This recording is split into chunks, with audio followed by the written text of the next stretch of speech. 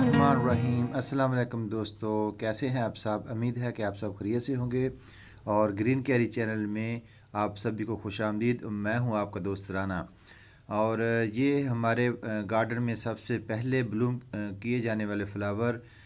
मैंने सोचा कि आप लोगों को ये फ्लावर ज़रूर दिखाऊं। ये एस्टर फैमिली से हैं और ये रेड और ऑरेंज और वाइट 3 कलर में इसकी अक़साम पाई जाती हैं। तो दोस्तों ये मेरे घर के सीडलिंग है और माशाल्लाह ये ब्लूम कर चुके हैं ये फ्लावर। तो इसके साथ ये डालिया का एक पौधा है जो कि मेरे ही अपने सीडलिंग थे। ये हाईब्रिड से ये जो नस्ल है ये वजूद में आई है। ये छोटा सा फ्लावर है लेकिन ये हाईब्रिड से हमने तैयार किया हुआ बीज है। तो देखें दोस्तों कितना प्यारा है, इसका कितना कलर है, बहुत ही ज़बरदस्त किस्म का फ्लावर है। और इस तरह छोटी छोटी चीज़ें जो होती हैं गार्डन में, उसको अगर प्रॉपर तरीके से मैनेज किया जाए, इनकी सीडलिंग को संभाला जाए, खुद ग्रो किया जाए तो बहुत खुशी होती है। तो दोस्तों ये फ्लावर अभी ब्लूम करने वाले हैं और बहुत ही ज़बरदस्त किस्म की ये लुक देते हैं।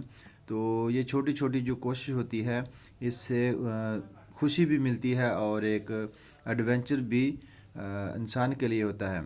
तो ये डायंथस का एक पौधा है जिस पे अभी फ्लावर ब्लूम्स होने स्टार्ट हुए हैं। तो इंशाल्लाह आने वाले चंद दिनों में हमारे गार्डन में फूल ही फूल होंगे और आपको एक बहुत प्यारी सी वीडियो बनाकर इंशाल्लाह दिखाएंगे।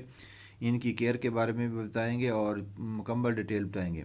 ये छोटी सी वीडियो आप लोगों के लिए हमने बनाई है ताकि ये दोस्तों कैसी लगी आज की वीडियो कमेंट्स में ज़रूर बताना। अल्लाह हाफिज़।